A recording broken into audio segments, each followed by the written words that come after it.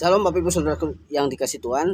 Nah, kembali lagi dengan saya. Saya akan membawakan tema pada hari ini, yaitu mengapa hatimu panas dan mukamu muram. Ya, kita ambil konteks dalam Kejadian pasal 4 ayat yang pertama sampai yang ke-16. Di situ ada dua pribadi, yaitu Kain dan Habel sebagai saudara kandung. Nah, saudaraku, di ayat yang pertama bunyinya begini, kemudian manusia itu bersetubuh dengan Hawa istrinya dan mengandunglah perempuan itu lalu melahirkan Kain. Maka kata perempuan itu, aku telah mendapat seorang anak laki-laki dengan pertolongan Tuhan. Selanjutnya dilahirkannya lah Habel adik Kain, dan Habel menjadi gembala kambing domba, Kain menjadi petani. Setelah beberapa waktu lamanya, maka Kain mempersembahkan sebagian dari hasil tanah itu kepada Tuhan sebagian korban persembahan.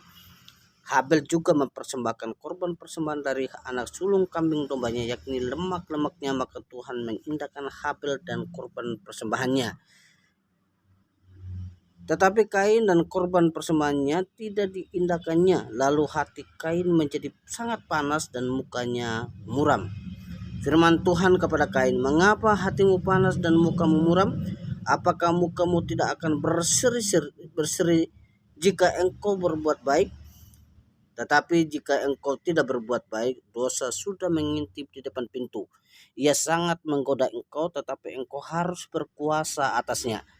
Kata Kain kepada Habel adiknya, marilah kita pergi ke padang. Ketika mereka ada di padang, tiba-tiba Kain memukul Habel adiknya itu lalu membunuh dia.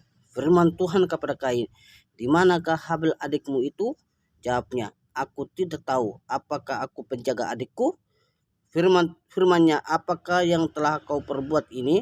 Darah adikmu itu berteriak kepadaku dan dari tanah. Maka sekarang terkutuklah engkau, terbuang jauh dari tanah yang menghanga mulutnya untuk menerima darah adikmu itu dari tanganmu. Apabila engkau mengusahakannya tanah itu, maka tanah itu tidak akan memberikan hasil sepenuhnya lagi kepadamu. Engkau menjadi seorang pelarian dan pengembara di bumi. Kata Kain kepada Tuhan, hukumanku itu lebih berat daripada apa yang dapat kutanggung. Engkau menghalau aku sekarang dari tanah ini, dan aku akan tersembunyi dari hadapanmu seorang pelarian dan pengembara di bumi. Maka barang siapa yang akan bertemu dengan aku tentulah akan membunuh aku. Firman Tuhan kepadanya, sekali-kali tidak. Barang siapa yang membunuh Kain akan dibalasnya kepadamu 7 kali lipat.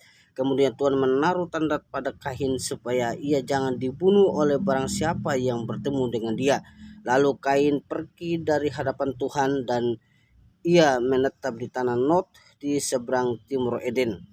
Nah, Bapak Ibu Saudaraku sekalian, di sini diceritakan Kain dan Habel mempersembahkan persembahan kepada Tuhan sesuai dengan keseharian mereka masing-masing. Yang Kain sebagai petani, Habel sebagai gembala domba, kambing domba.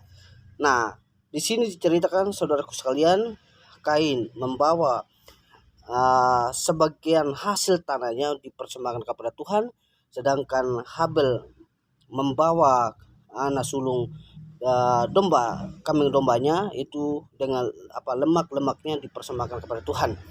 Di situ dikatakan Tuhan mengindahkan persembahan Habel, sedangkan Kain tidak. Nah, saudaraku sekalian, dari kedua orang ini mereka punya inisiatif yang baik, di mana mereka mempersembahkan yang terbaik buat Tuhan.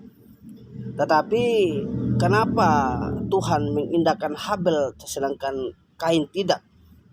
Ternyata saudaraku sekalian, sebelum kita mempersembahkan, sebelum Habel atau sebelum Kain mempersembahkan apa yang terbaik buat Tuhan, justru dikatakan kalimat berikutnya, dia ditolak terlebih dahulu oleh Tuhan. Dia tidak diterima terlebih dulu oleh Tuhan. Jadi bukan masalah persembahannya yang tidak diterima oleh Tuhan, tetapi pribadinya pun tidak diterima oleh Tuhan. Beda dengan Habel yang diterima oleh Tuhan. Itulah sebabnya saudaraku, tetaplah